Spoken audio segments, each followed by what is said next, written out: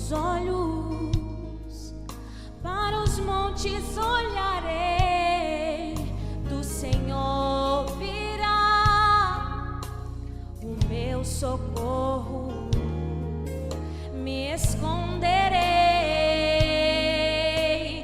nas asas de Deus. Seu amor é grande, sempre acolhe os seus. Quando o mal me tocar, ao meu Deus eu clamarei, e ajuda do céu vem. Nessa vida a luta é grande, mas eu não vou desistir. Eu sei que vou chegar até o fim. Seguirei, eu levarei a minha cruz. Se no caminho tropeçar, Deus vai me ajudar a me erguer. Ele tem nas mãos a força pra vencer. Não vou temer, vou caminhar. Deus vai me ajudar.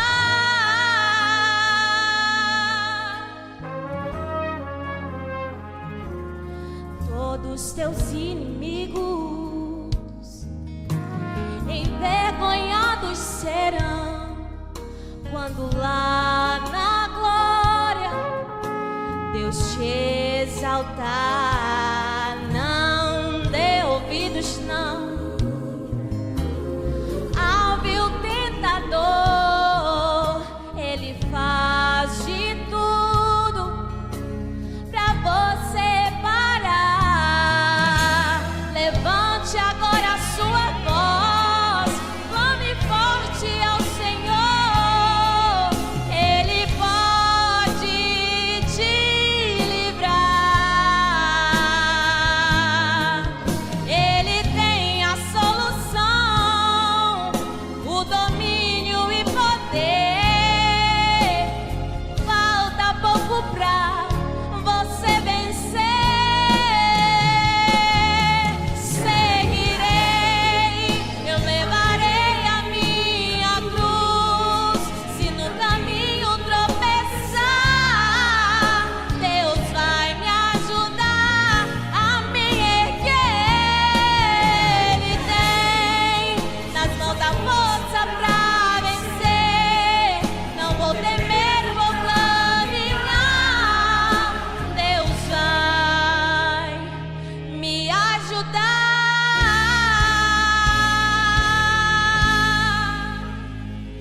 Amém.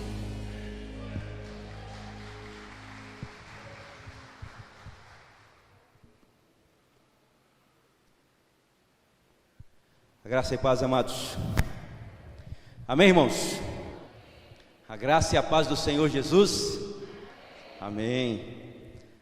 Confesso, irmãos, que estava tão bom o louvor que eu não queria que acabasse, tá? Vou ser bem direto e objetivo.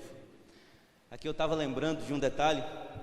Às vezes você, quando vê um louvor animado, e aí você vê um camarada assim na guitarra, outro no baixo, né, Vivaldo? Eu não entendo nada de música. Mas o desejo do meu coração foi que parasse um pouquinho e ouvisse só a guitarra, parasse um pouquinho e ouvisse só o baixo, parasse um pouquinho e ouvisse só o teclado. Amém, irmãos? Sabe por quê? A Bíblia diz aqui no Salmo 150, todos nós conhecemos de cor, mas no Salmo 150 diz assim: aleluia, louvai a Deus no seu santuário, louvai-o no firmamento, obra do seu poder, louvai-o pelos seus poderosos feitos, louvai-o consoante a sua muita grandeza, louvai-o ao som da trombeta, louvai-o com saltério e com harpa, louvai-o com adufes e danças, louvai-o com instrumentos de cordas e com flautas, louvai-o com símbolos sonoros, louvai-o com símbolos ressonantes. Todo ser que respira, louve ao Senhor. Louvai-o com a guitarra, louvai-o com o contrabaixo, louvai-o com o teclado, louvai-o com a bateria. Glória a Deus, né? Amém, irmãos? Louvai ao Senhor. A Deus toda honra, toda glória e todo louvor. O meu coração exulta no Senhor. A Bíblia diz que a tristeza pode durar uma noite, mas a alegria vem ao amanhecer. E é por isso que nós estamos aqui, por isso que nós estamos alegres, porque temos essa certeza que a nossa força vem do Senhor e que se renova todas as manhãs, porque Deus cuida de cada um dos seus filhos e filhas. Eu quero aproveitar esse momento e convidar os nossos amados amigos e visitantes que se coloquem em pé para que possamos conhecê-los. Tem algum visitante aí? Os que não tem, eu vou profetizar que vai ser tudo membro da Canaã, tá bom, irmãos? Amém? Só gente bonita, né?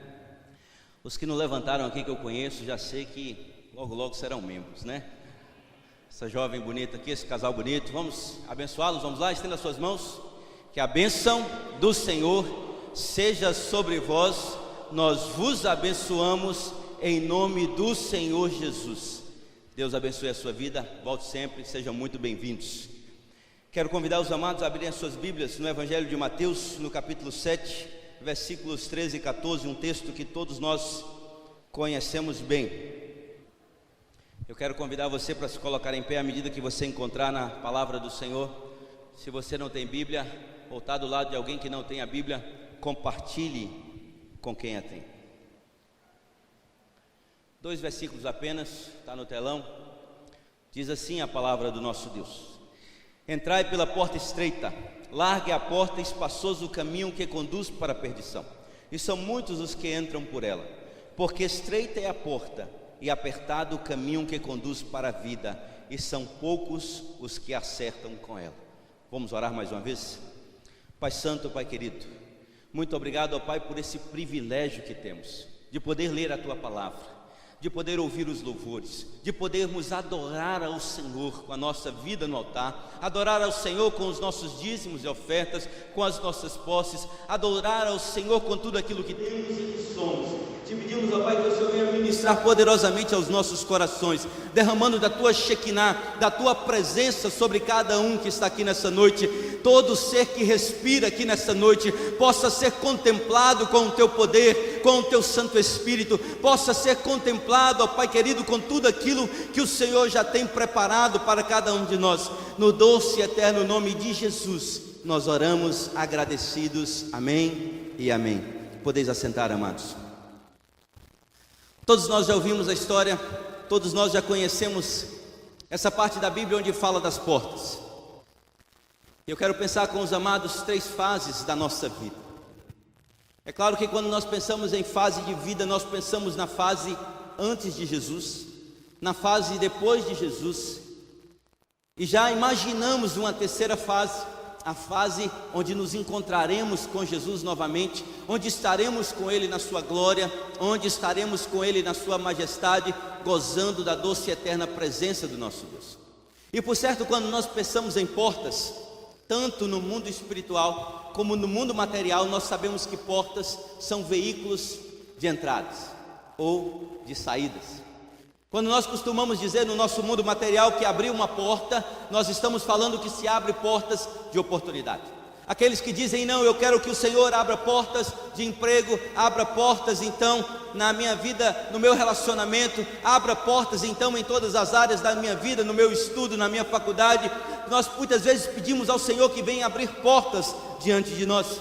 Aqueles que estão enfermos, então peça que o Senhor abra portas para que possa ser curado, para que a sua vida possa ser mudada, para que a sua vida possa ser transformada. E no mundo espiritual, quando nós pensamos em porta, nós também lembramos da palavra do Senhor. No mesmo Evangelho de Mateus, no capítulo 16, nós sabemos então que Jesus vinha de Cesareia de Filipe, e ali ele se encontra com os seus discípulos, e ele faz uma pergunta: ei, homens, discípulos, quem diz o povo ser eu ou ser o Filho do Homem? Uns dizem não, uns dizem que o Senhor é Elias, uns dizem que o Senhor é Jeremias, outros dizem que o Senhor é um dos profetas. Então nós podemos perceber que ele vai dizer, e ele faz perguntar: e vós, quem dizeis que eu sou? E Pedro disse: não, mas tu és o Cristo, o Filho de Deus. ele diz: ei, bem-aventurado és tu, Simão Barjonas, porque não foi a carne ou sangue que te revelou, mas foi o Espírito Santo de Deus, foi o meu Pai que o revelou. E por isso ele faz questão de dizer a Pedro: e tu és Pedro, e sobre esta pedra edificarei a minha igreja, e as portas do inferno não prevalecerão contra ela. As mesmas portas, se referindo então às portas do inferno, você encontra, e ele vai dizer: e tudo que ligardes da terra será ligado no céu, e aquilo que desligardes da terra será desligado no céu, simbolizando então que nós temos o poder, a autoridade dada por Cristo para abrirmos portas para a eternidade. Amém? Portas para a eternidade. E o nosso Deus é a nossa porta. Nós sabemos que no Evangelho de João, no capítulo 10, um texto que todos nós conhecemos, no Evangelho de João, no capítulo 10, ele faz questão de frisar: em verdade vos digo, porque não entra pela porta no aprisco das ovelhas, mas sobe por outra parte, este é ladrão e salteador. Aquele, porém, que entra pela porta, esse é o pastor das ovelhas. Para este o porteiro abre, as ovelhas ouvem a sua voz, ele chama pelo seu nome as suas próprias ovelhas e as conduz para fora. No versículo 9 ele faz questão de dizer: ei, eu sou a porta, e quem entrar por mim será salvo, entrará, sairá e encontrará pastagens. E ele vai dizer no verso 10: o ladrão, o nosso adversário, vem somente para roubar, matar e destruir, mas eu vim para que tenham vida e a tenham em abundância. No verso 11 ele diz: ei, eu sou o bom pastor dá vida pelas suas ovelhas. Mas ele diz: ei, o mercenário que não é pastor, a quem não pertencem as ovelhas, vê vir o lobo, abandona as ovelhas e foge. Então o lobo as arrebata e as dispersa.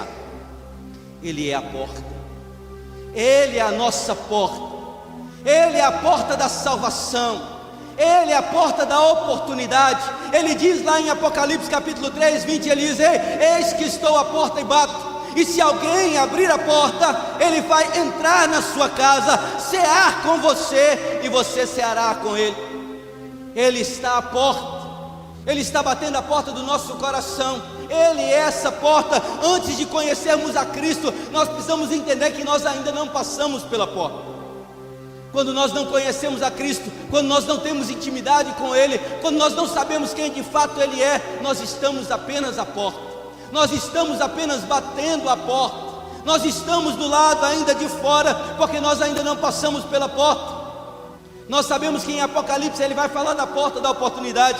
Em Apocalipse capítulo 3, no versículo 8, ele faz questão de frisar na palavra do Senhor, no Evangelho, lá no Apocalipse, ele faz questão de dizer: que eis que eu tenho posto diante de você uma porta aberta. Uma porta aberta. Essa porta aberta é a porta da oportunidade. Deus sempre tem uma saída para cada um de nós. Deus sempre tem um subterfúgio para cada um de nós. Às vezes há dias nebulosos, há dias difíceis, há dias sombrios, mas o Senhor tem uma oportunidade para cada um dos teus filhos. Ainda mais em Apocalipse ele trata das 3 portas. A primeira porta é a porta da oportunidade, 3:8. A segunda porta é a porta do coração, 3:20. E a outra terceira porta é Apocalipse capítulo 4, versículo 1, que é a porta da revelação, onde abre então o nosso entendimento, onde o apóstolo João foi arrebatado aos céus. O capítulo 4, no versículo 1, faz questão de frisar: depois dessas coisas olhei, e eis que estava uma porta aberta no céu. E a primeira voz, que como de trombeta ouvira falar comigo, disse: ei, sobe aqui e mostrar-te-ei as coisas que depois destas devem acontecer. Ele então estava mostrando para João a porta da revelação. Ele estava dizendo: ei João, eu vou te mostrar coisas imagináveis, coisas inigualáveis, coisas que olho não viu, nem ouvido ouviu, aquilo que tem preparado para aqueles que me amam e aqueles que me servem. Ele estava então falando que esse Jesus é a porta, assim como ele diz lá em Apocalipse capítulo 22, no versículo 14, ali ele vai tratar: ei, bem-aventurados aqueles que guardam seus mandamentos, para que tenham direito à árvore da vida e possam entrar na cidade pelas portas. Amém? Você só pode entrar na cidade celestial pelas portas. Você não pode pular os muros. Lá não tem muro. Aquele que anda em cima do muro, aquele pertence ao diabo, porque aquele que serve a Deus entra pelas portas. As portas são abertas, as portas estão à disposição daqueles que anelam servir ao nosso Senhor Jesus. Por isso que ele vai dizer: ei, eu sou a porta, eu sou a porta. E nós podemos perceber então que antes de conhecer a Jesus, você tem uma oportunidade de passar por essa porta, de bater essa porta, de então ver o seu mestre abrindo a porta para você, estando do seu lado, andando com você, ceando com você, entrando na sua casa. Porque se Jesus não servir para ser o Senhor da sua vida, Ele não serve para mais nada. Existem pessoas que dizem assim: não, eu convido a Deus.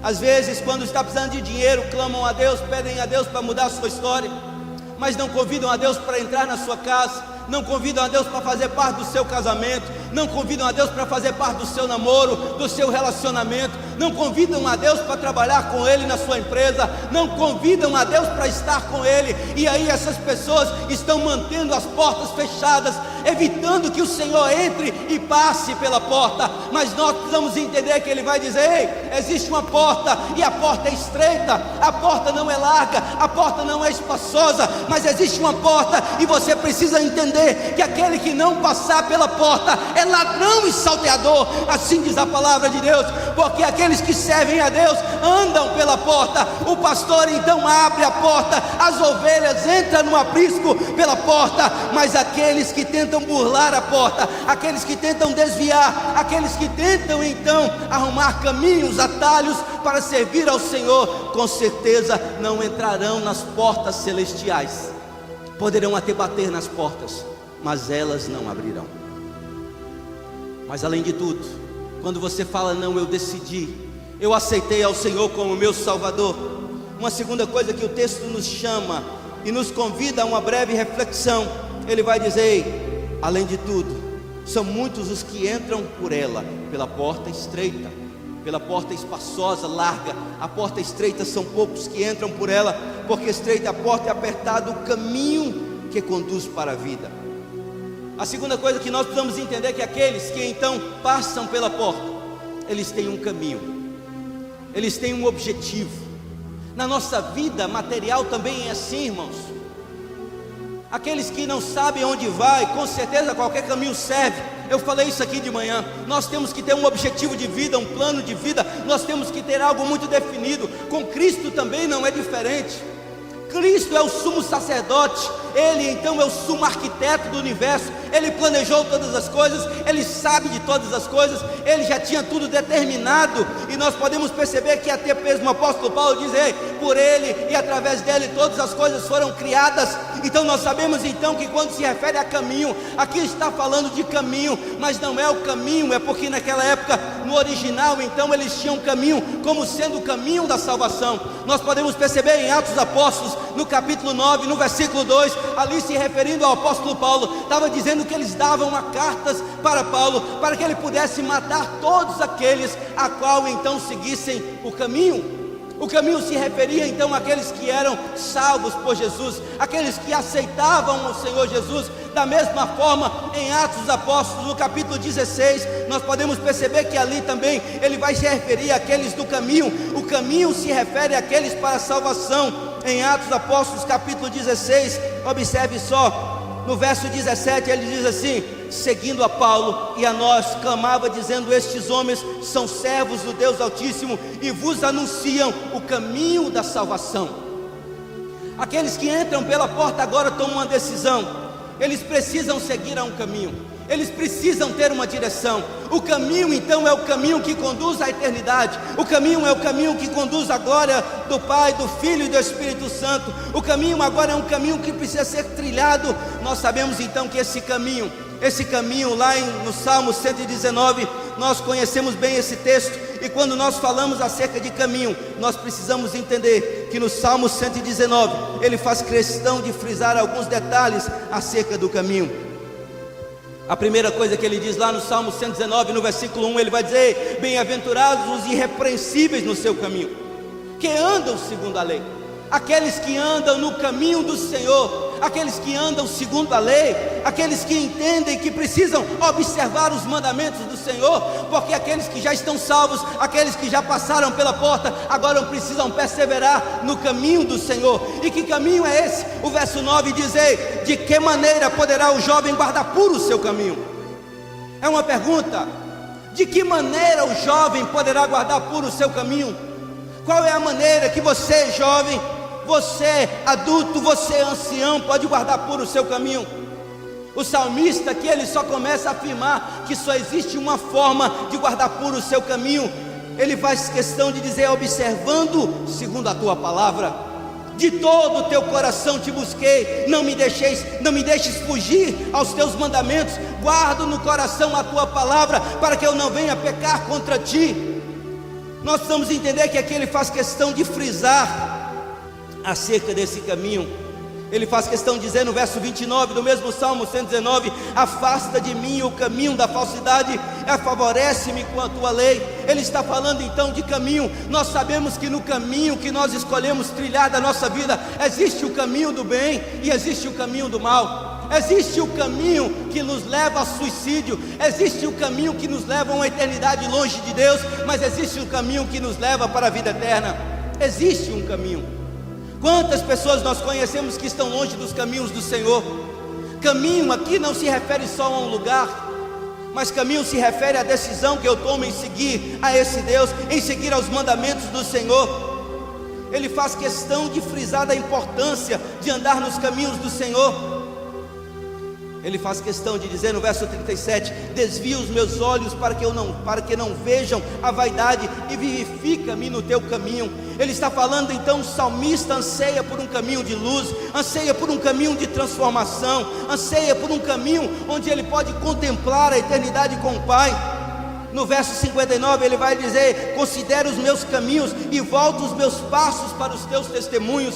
No verso 71 ele vai dizer: foi-me bom ter eu passado por aflição, para que aprendesse os teus decretos. Para mim vale mais a lei que procede de tua boca do que milhares de ouro e de prata. Ele estava dizendo: ei, às vezes é importante na nossa caminhada, no nosso caminho, é importante às vezes no nosso trajeto, nós tropeçarmos, nós cairmos, nós batemos com a cabeça na parede, nós para podermos entender que eu preciso preservar a lei de Deus, que eu preciso amar a lei de Deus, que eu preciso ter devoção ao meu Deus, que eu preciso servir a esse meu Deus com integridade e com pureza de coração, porque Ele vai dizer em João 14,6: porque eu sou o caminho, eu sou a verdade e eu sou a vida. Jesus é o nosso caminho, Ele é a nossa salvação. Sem Ele não adianta queremos trilhar outro caminho, fora dele não há caminho. E quando eu decido seguir outro caminho que não seja o Senhor, eu já tomei uma decisão de andar no caminho errado.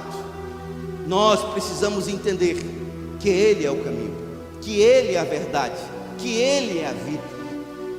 No verso 128 do mesmo Salmo ele vai dizer: por isso tenho por em tudo reto os teus preceitos, e aborreço todo o caminho de falsidade. Aqueles que andam em Cristo se aborrecem com os caminhos de falsidade. Aqueles que andam em Cristo não aprovam os caminhos do diabo. Aqueles que andam em Cristo recusam os manjares do diabo. A palavra do Senhor fala que em Daniel capítulo 1 versículo 8, a Bíblia diz: ei, Daniel decidiu firmemente não se contaminar com as finas iguarias do rei. Ele tinha em mente algo nobre, algo desejável, algo de boa fama, algo que ele deveria se alegrar naquilo, porque ele entendeu que os caminhos de Deus eram mais preciosos, os caminhos de Deus eram diferentes. Em Provérbios, no capítulo 8, no versículo 20, nós sabemos que Salomão descreve, quando ele fala de caminho, ele vai dizer: faço andar pelo caminho da justiça, no meio das veredas do juízo. Ele faz questão de frisar: ei, é preciso andar no caminho de justiça, no caminho de fidelidade, no caminho de integridade. Eu preciso entender que eu preciso ser justo, eu preciso contemplar a face do meu mestre. E quando nós pensamos nesse caminho, eu pergunto a você: será que você tem andado nesse caminho? Ou será que você tem se desviado para sendas tortuosas? Como diz então o salmista no Salmo 125: Ele fala: ei, eleva os meus olhos para os montes, de onde me virá o socorro? Perdão, Salmo 125, ele vai dizer: os que confiam no Senhor são como o monte Sião, que não se abalam, mas permanecem firme para sempre. Como em volta de Jerusalém estão os montes, assim é o Senhor em volta do meu povo. Ele vai dizer: o cetro dos ímpios não permanecerá sobre a sorte dos justos, para que ao justo não estendas a mão à iniquidade. Faze o bem, Senhor, aos bons e aos retos de coração. E ele vai dizer no verso 5: quanto aos que se desviam para sendas tortuosas, levá-los-á o Senhor juntamente com os malfeitores. Aqueles que saem da presença do Senhor, aqueles que se desviam do caminho do Senhor, ele faz questão de dizer: leva-os para junto dos malfeitores, para que haja paz sobre Israel. Os caminhos de Deus precisam ser preservados. Em Provérbios capítulo 8, no verso 35, ele também nos alerta acerca desses caminhos. Ele faz questão de frisar: porque o que me achar, achará vida e alcançará o favor do Senhor. Em Provérbios capítulo 16, no versículo 2, ele faz questão de frisar na palavra do Senhor: os caminhos do homem, todos os caminhos do homem são puros aos seus olhos, mas o Senhor pesa o espírito. Em Provérbios capítulo 19, no versículo 21, ele também faz questão de frisar: muitos propósitos há no coração do homem, mas os desígnios do Senhor, ou seja, os projetos de Deus, os caminhos de Deus, a intenção do coração de Deus, é aquilo que deve prevalecer para o homem. Em Provérbios capítulo 14, versículo 12, esse texto todos nós conhecemos de cor. Ele vai dizer: há caminhos que ao homem parecem ser lícitos, mas o fim é fim de morte. Há caminhos que aos nossos olhos são bons, há caminhos que aos nossos olhos são agradáveis, há coisas às nossas vidas que parecem ser boas, as coisas que nós gostaríamos até de fazer, mas quando nós percebemos são caminhos de morte. Coisas que nós desejamos, porque a Bíblia faz questão de dizer em Tiago que Deus não tenta ninguém, Deus não tenta o homem, mas o homem é tentado pelos seus desejos, o homem é tentado pelo seu egoísmo, porque a Deus a ninguém tenta. Algumas pessoas podem até dizer: não, Senhor, mas eu pequei porque o diabo me tentou. Eu pequei, Senhor, porque eu achei fácil de fazer. Eu pequei porque foi a mulher. Eu pequei assim como aconteceu no Éden. Mas, Senhor, foi a mulher que tu me deste. A mulher disse: não, Senhor, foi a serpente. E o homem fica arrumando desculpas para Deus, para poder tentar justificar a Deus a ausência de andar nos caminhos de Deus, a ausência então de preservar a boa e perfeita palavra do Senhor. E às vezes o homem distorce os caminhos do Senhor. Nós precisamos entender que nós, se já entramos pela porta, nós precisamos andar nos caminhos do Senhor. Porque quando andamos no caminho do Senhor, nós precisamos entender que existe um alvo, existe um objetivo, existe um significado.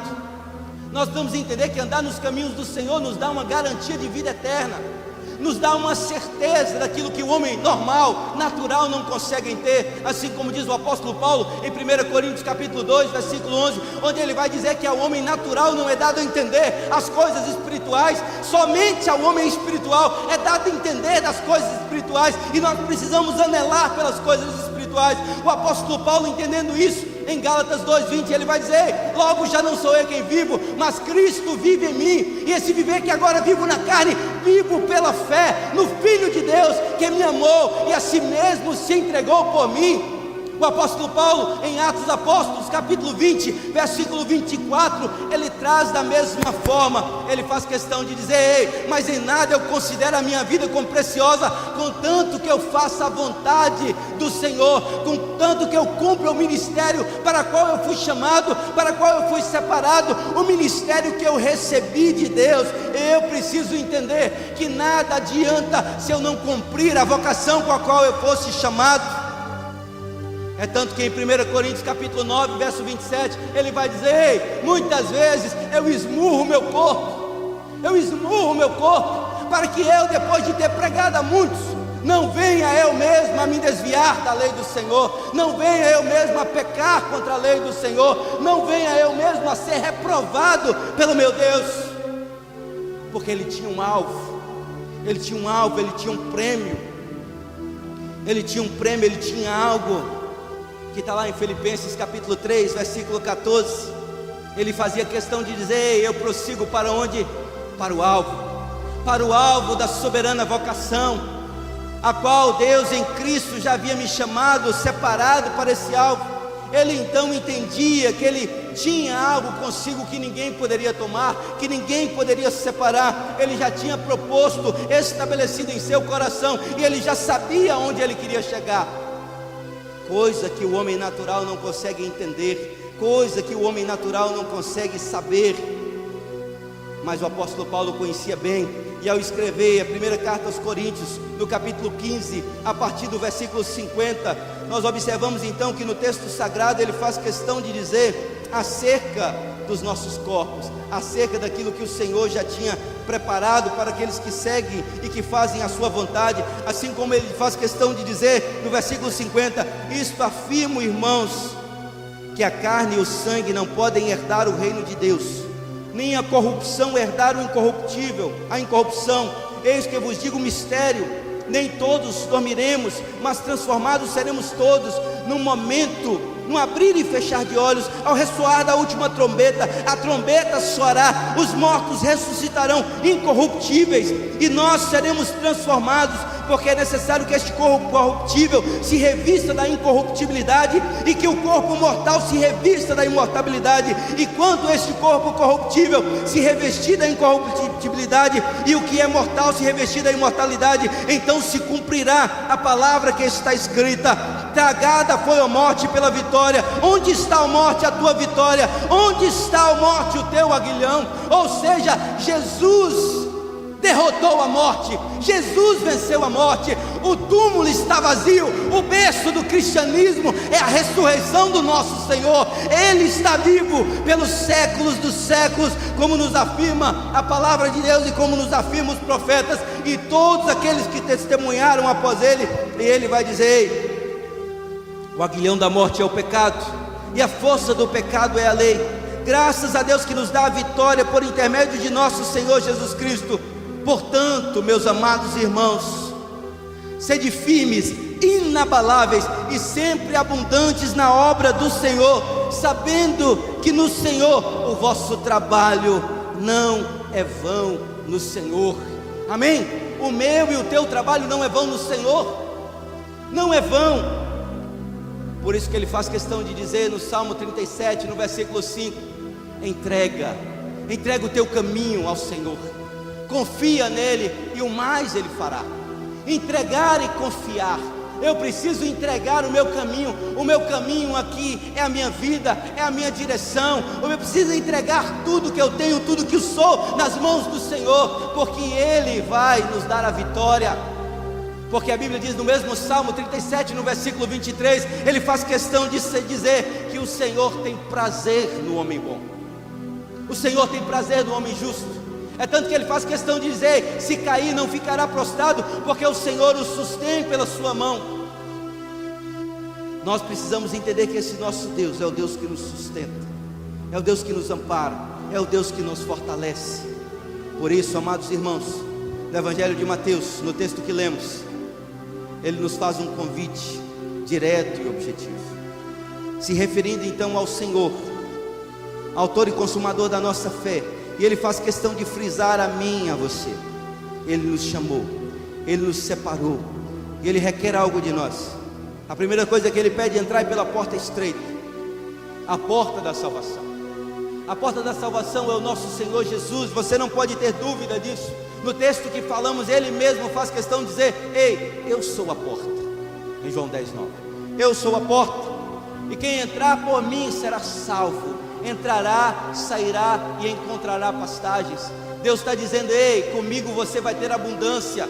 Comigo ovelha tem pasto verdejante. Comigo ovelha é curada das suas feridas. É tanto que o salmista no Salmo 23 ele vai dizer: o Senhor é o meu pastor e nada me faltará. Andar-me fazem partes verdejantes, guia-me mansamente por águas tranquilas, refrigera a minha alma. Ainda que eu ande pelo vale da sombra da morte, ele estaria conosco. Ele seria então o nosso Deus, a nossa rocha inabalável. Por isso que nós precisamos entender que ele vai dizer: ei, entra pela porta estreita, entra pela porta estreita. Essa é a porta, é o caminho que conduz à vida.